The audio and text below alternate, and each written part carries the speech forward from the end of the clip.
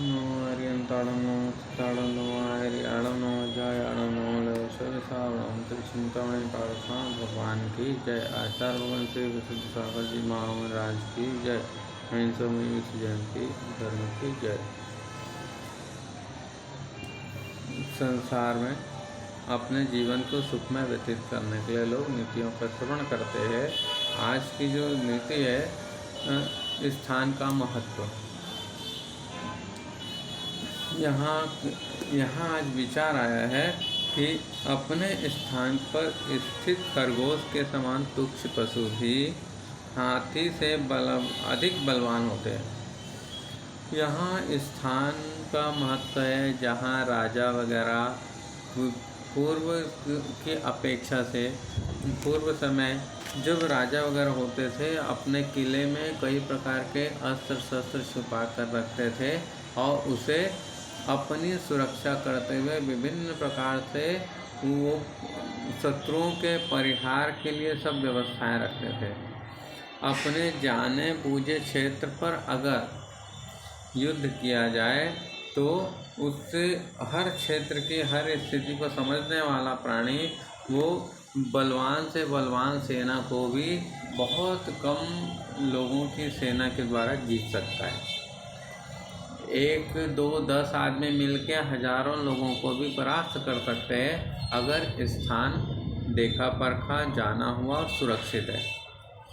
अगर जो अपने क्षेत्र में कुत्ता भी शेर होता है, एक कथन, उसको एक संबल होता है कि मेरा स्थान है, मेरे को कोई कुछ नहीं कर सकता, मेरे सहयोगी बहुत है, वो एक विषय अलग है। लेकिन एक स्थान पर बहुत सारे छुपने के स्थान भी होते हैं, बहुत सारे गुप्त अस्त्र शस्त्र यंत्र भी लगाए जाते हैं, बहुत सारे CID के वो भी होते हैं और प्राकृतिक साधनों संसाधनों का भी उपयोग किया जा सकता है।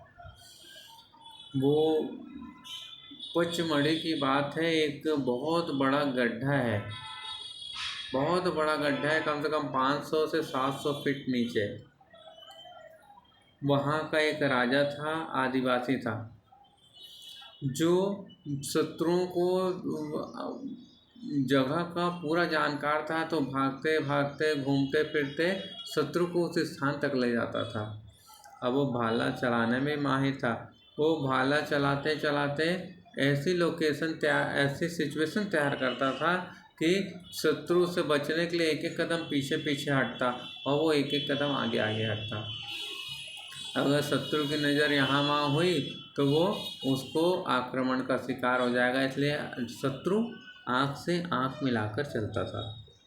और उस चक्कर में पीछे हटते हटते वो कंडीशन ऐसी थी कि वो वहाँ से कम 700-800 फीट नीचे गिरता और प्राणों को छोड़ देता। अब वो एक समय में झरना जैसा भी था और नदी जैसा भी था, जहाँ हल्का हल्का पानी भी रहता था। वहाँ उस जगह गिरने से उसकी मृत्यु हो गई। शत्रु को उसका जगह का स्थान है फांसी खड्ड।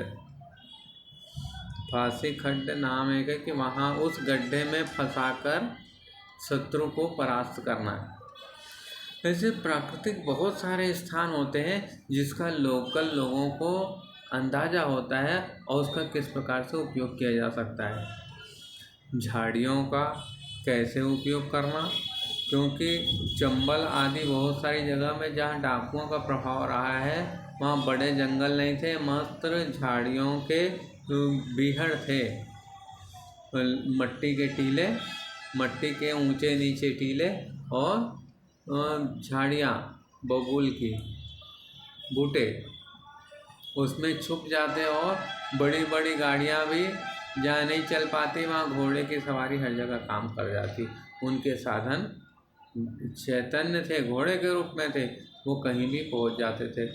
तो जो बड़ी बड़ी मशीन गन और बड़े बड़े हथियार वाले सैनिक भी जिसे नहीं पकड़ पाते थे, वो एक डाकू तमंचा या फिर खाली राइफल के द्वारा बड़े बड़े अस्त्र शस्त्र वाले को भी परास्त कर देता था, उसकी पूरी सेना को भी परास्त कर देता था। यहाँ से गए तो कहाँ निकले और कहाँ से गए तो कहाँ निकले पता नहीं, खोजते रह जाते। उसका हेलीकॉप्टर से भी खोजना मुश्किल होता था क्योंकि भीड़ों में छुप जाते थे।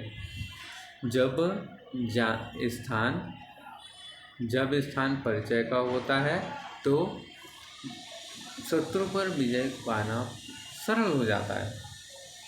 इसलिए अपने जाने परखे क्षेत्र पर ही किसी का प्रतिकार करना अति उत्तम है। पहले क्षेत्र की वैसी व्यवस्था की जाए कि सामने वाले से कैसे उसको यहाँ तक लाया जाए, निर्धारित क्षेत्र तक उसे कैसा लाया जाए, और कभी भी नए स्थान पर युद्ध करना खतरे से खाली नहीं।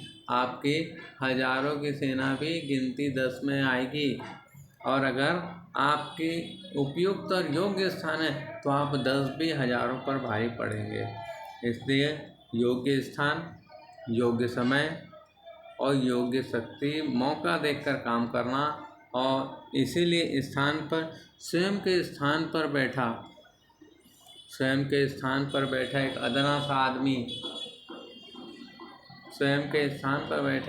सा आदमी वो कितनी बड़ी बड़ी सेनाओं को बहिष्कार और तिरस्कार कर सकता है, क्योंकि उसके पास में युक्ति है, क्षेत्र का परिचय है, उसके पास सभी अनुकूलता है। बाहर से आया व्यक्ति नए स्थान पर जानकार नहीं है क्षेत्र का, और वो कभी भी धोखा खा जाएगा और मात्र उसे पराजय ही हाथ लगेगी।